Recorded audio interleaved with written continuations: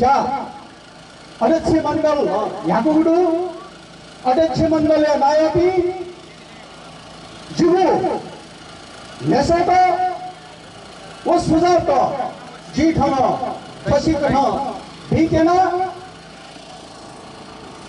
भेदुया महासचिव माया बाबू जोड़ा आनंद कुटी जोगो फुगोगो तामला को अधिवेशन लिपा थोट गया खुदा यानी 6 वर्ष या प्रतिवेदन नेफोगुडो वो प्रतिवेदने यक्वे जा जुगुना जिसा बना चुना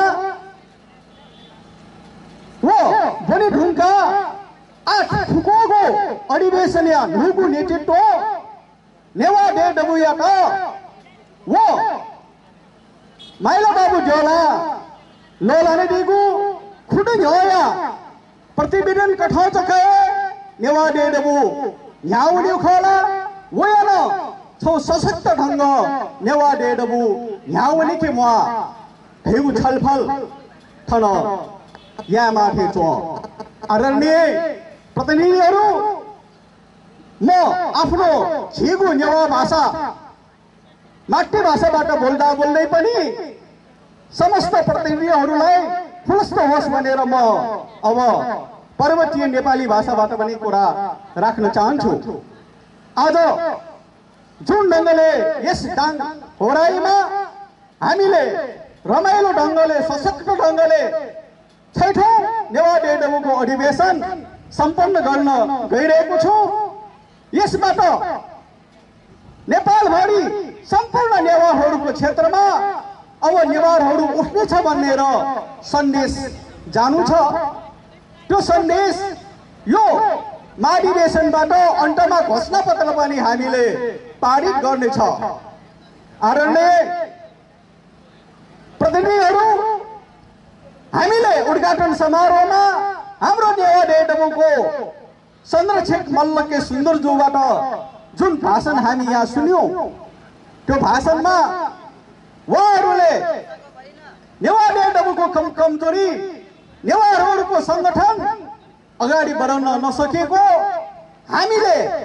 हामी आदिवासी जनजातिले अरु आदिवासी जनजातिसँग सशक्त रूपमा अगाडि बढ्न नसकेको उहाँले स्वीकार गर्नुभएको छ।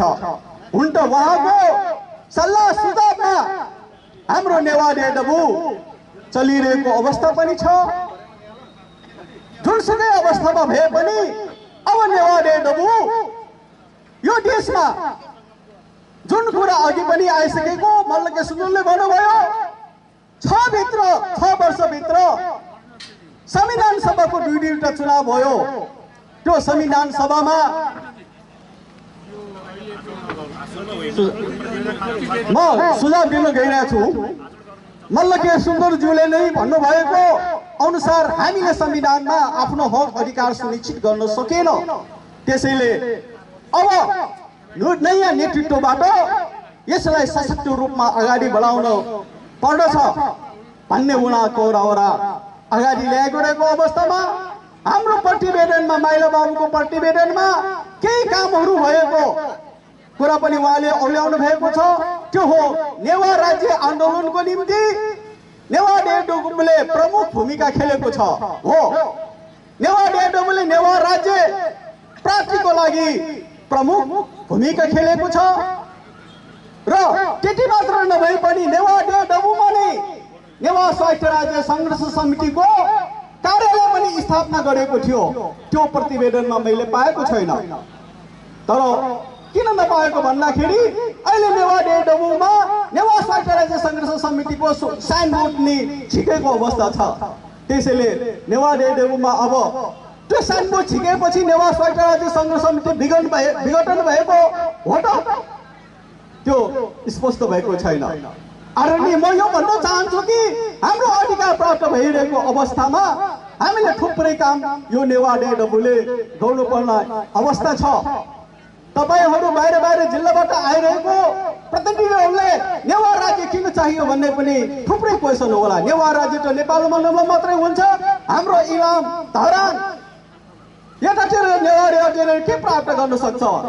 हामी लिम्बुवानमा बस्दाखेरि लिम्बुवान राज्य पायो भने हामीलाई अप्ठ्यारो पर्न सक्छ भन्ने कुरा पनि तपाईहरूको मनमा छ। त्यो बीचमा नेवा डेडोबो भित्र छलफल पनि भइरहेको छ। त्यसैले हामीले हाम्रो अधिकारको निम्ति अहिले संविधानले दिएको प्रदत्त कानुन अनुसार नेवा राज्य नपाए भए पनि स्वायत्त क्षेत्र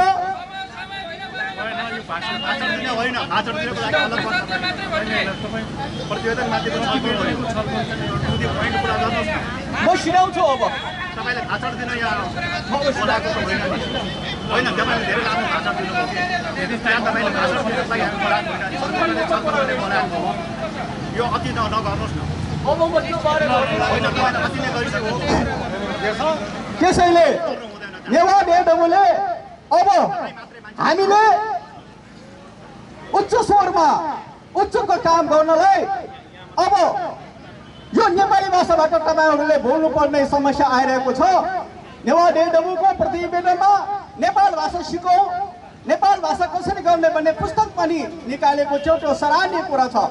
त्यसैले अब नेवा डेडोबोको नयाँ नेतृत्वले प्रत्येक जिल्ला र प्रत्येक नेवार गाउँमा त्यहाँको सम्बन्धित जिल्ला कमिटीले नेपाल भाषा सिक्ने एउटा कक्षाहरू सञ्चालन गरौँ।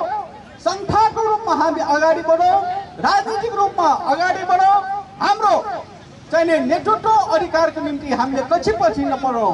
अन्तमा मलाई यहाँ लागिरहेछ यत्रो ठुलो नेवा डेडोबोको अधिवेशनमा हामीले नेवा राज्य प्राप्तिको कुरा गरिरहेछौँ तर नेवा राज्यको झन्डा मैले यहाँ देख्न पाएन। त्यो मलाई ध्यानले चित्त दुखेछ। धन्यवाद। अध्यक्षज्यूको आज्ञाबाट